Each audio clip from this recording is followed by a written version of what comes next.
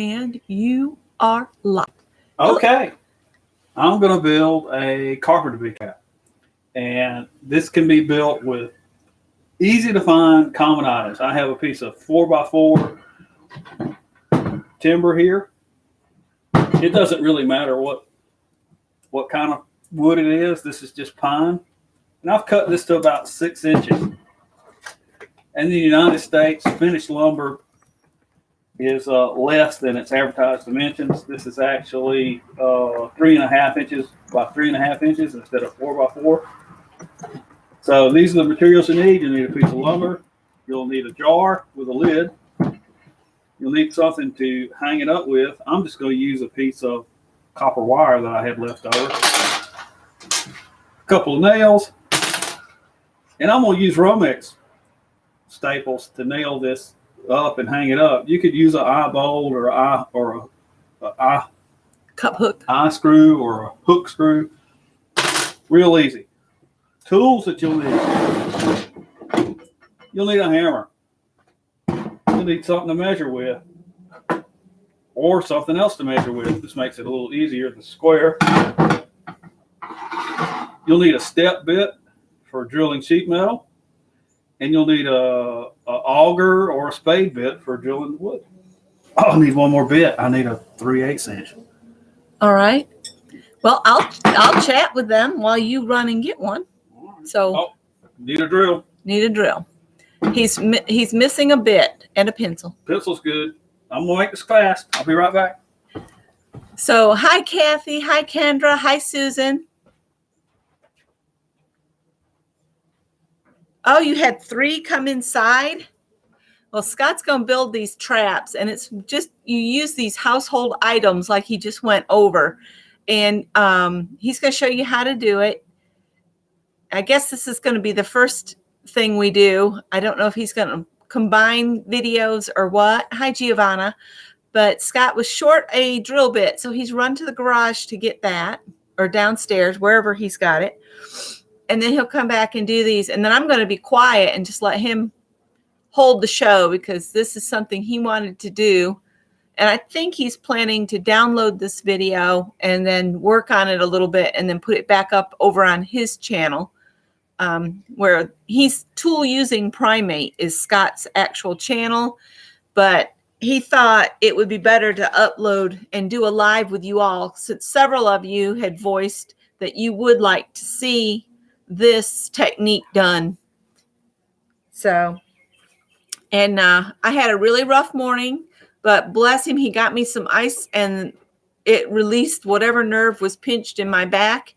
And so we snuck off for some delicious Italian subs at Pizza House up in Travelers Rest, and then goofed off, came home, and both of us took a nap.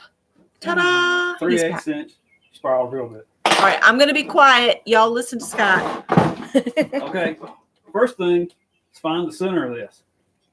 And we're just going to mark across. This doesn't have to be extremely precise.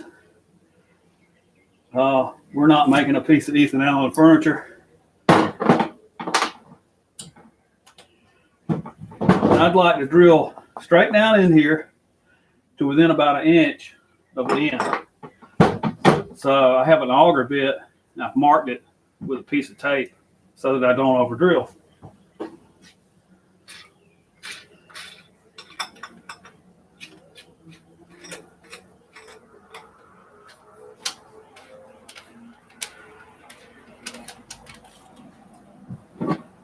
Do you need me to hold it?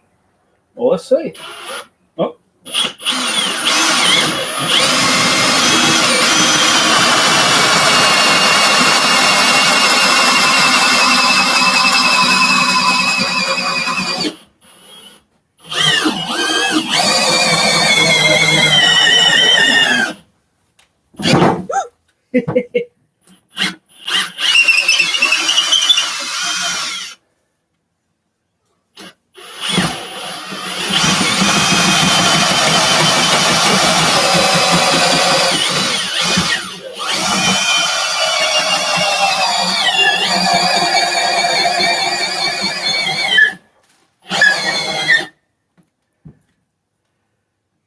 Now, if you don't have strong hands, you might want to clamp this in a vise or get somebody to help you.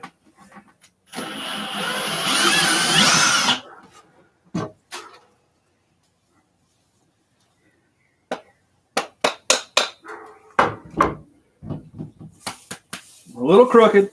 Yeah, like I said, we're not making Ethan Allen furniture. So now I want to find the center of each face of it. I know this is 3.5, so 1 1/4 across. You can mark it down and run down the center like this. Or you can measure over 1 3/4, 1 3/4. Use your straight edge.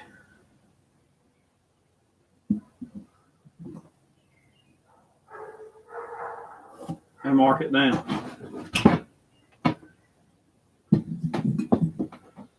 1 3/4, 1 3/4.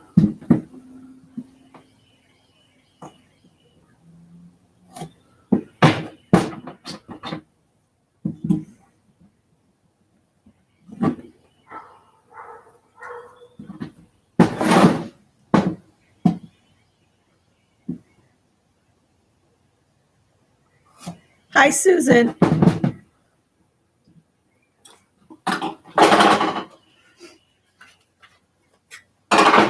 So now I'm going to switch to the 3/8 of an inch drill bit. And what I would like to do is drill a angled hole to meet up with our hole that's in the center. So visualizing that, see I need to come up about 1 3/4 inches. We'll drill down to get started.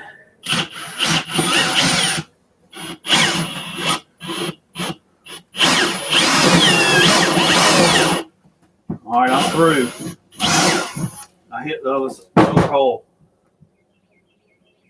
We're gonna do that on all 4 sides.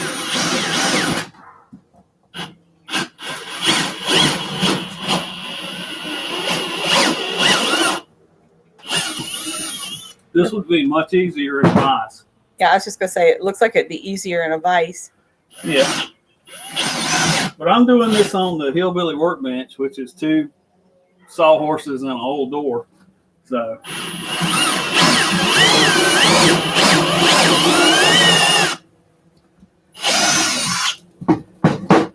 you don't have to have a lot of fancy stuff sometimes to do things. You don't need Norm Abram's workshop for everything.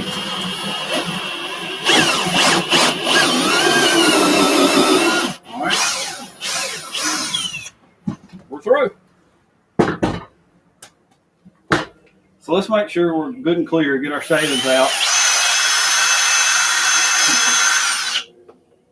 You're a little off screen. Yeah, a little off. Oh, off camera. Yeah. I'm just clearing the sawdust.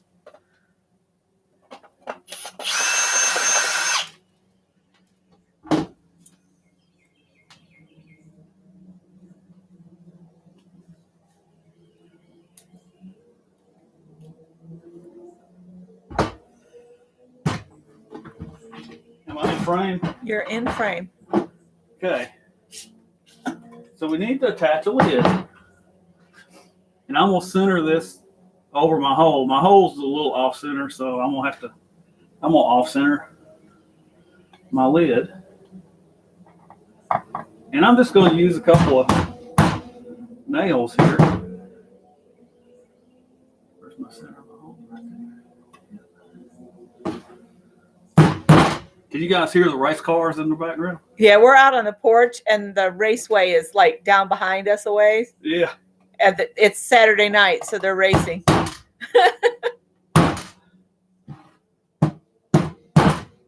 probably bouncing the devil out of everybody. Let me hold the mic. There you go.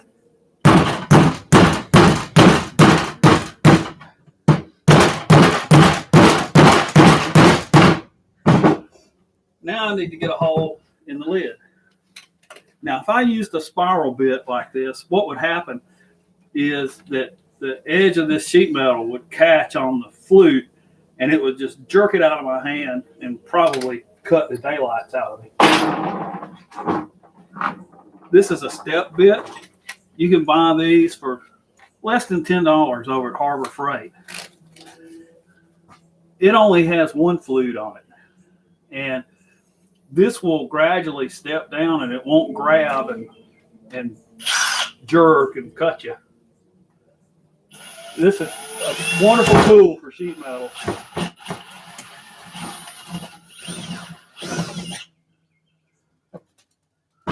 See there? Come down a little bit. Oh. There you go. So you just you drilled it down so it matches the hole. That's right. That you made earlier. Yeah. Yeah. This is a really nice tool for sheet metal. They don't cost very much. Last a long time.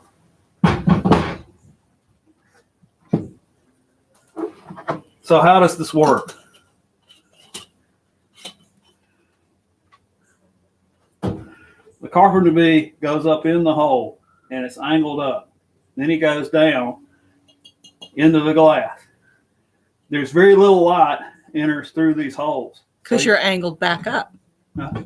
Because you're angled back right. up. And so the Carpenter Bee will be drawn to the light on the clear glass. So it can't figure its way out. So being a low budget production here, I'm just going to hang this up using some Romex staples. And Romex staples are what you staple Romex wire, household wire. Fencing nails would work too. Yeah, fencing nails. Or you could use a eye screw or a hook screw.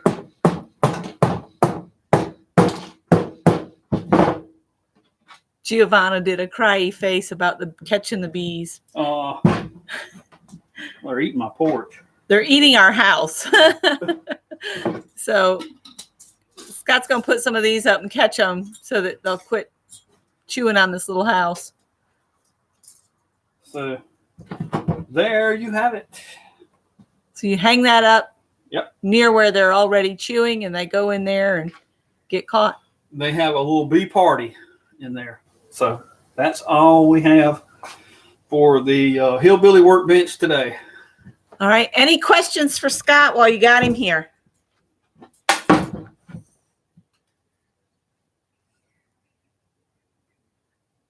I'm not seeing any questions pop up. Did that make a lot of sense to everybody? From the sounds of it, he's going to want to go hang this up, and maybe we'll do another project. When do you want to do your other project? Tomorrow. Tomorrow. We can do a follow-up, see if we have any customers. Oh, okay. Hi, Holly.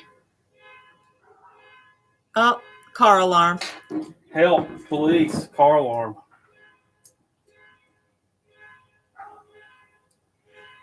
The Carpenter bees they're not pollinators. They are destroyers. I did look it up. They are pollinators. Are they really? But they're not like honeybees or other little bees. They sure are destructive. Yeah, they are. What happens is they bore into the wood and lay eggs, and then when the grub starts eating its way around in the hole, then the woodpeckers come and blast through your house trying to get to the grubs. Susan said, "Thanks, Scott." You're welcome. Yeah, they're sealing up their eggs inside is what they're doing. And then like Scott said, when those hatch and they start chewing on your house, then the woodpeckers come and they will, just tear your house up trying to get to the little baby carpenter bees. Termites that fly. Exactly, Susan. And when we first moved in here, I had to rebuild all the porch railings. They were full of holes. Because they were full of holes, and the holes had been chewed through and destroyed by the woodpeckers trying to get to the grubs. So it just looked like this board looked like a Swiss cheese. Giovanna said, bird food? Are they bird food? They are bird food. But Get the bird food. We've got plenty of bugs in South Carolina, so I don't think any birds are going to starve from us catching some carpenter bees. No, they're not. Oh, and there's I think it's either a red-bellied woodpecker or a yellow-bellied sapsucker has a nesting cavity in one of the gum trees in the side yard. So we'll have to do a video on watching them sometime. Yeah, we'll probably have to do it with either the big camera or when your camera gets back from repair. Yeah. It's way up. I had to use my big binoculars to see it. Okay, guys, was that informative? Did you find it useful? We shall see. Yes, Giovanna, that's what they do. They put their eggs in those holes and they seal them up so the babies are nice and comfy inside your house. That's why we're wanting to put an end to it, because this old house has stood here since 1940. If a house is abandoned, the carpenter bees will move in and do their business, and then the woodpeckers will do their business. Yeah, when the paint fails, they see that raw wood and they zoom right in on it. Yep. All right, guys, we're going to let you go. Didn't want to make this too long, and Scott wanted to get the information out there. We will go live tomorrow with another thing that Scott wants to share with you guys on bringing the finish back on a piece of old furniture. Yeah, I have that old end table I was going to use for a printer stand. And again, this is not fine woodworking. This is just trying to bring the finish back and make it a little more presentable. I don't want to go to the trouble of stripping this down and refinishing it. It's just not worth it. It's a $6 piece from. Yeah, it was $5.98 or something. Yeah, it's a $6 piece that I'm gonna set a printer on. So we'll see if we can make it a little more presentable, and I'll show you some of my little secret tricks that I've learned on how to make a finish look better. All right, thanks for watching, guys. We'll see you later. All right, bye.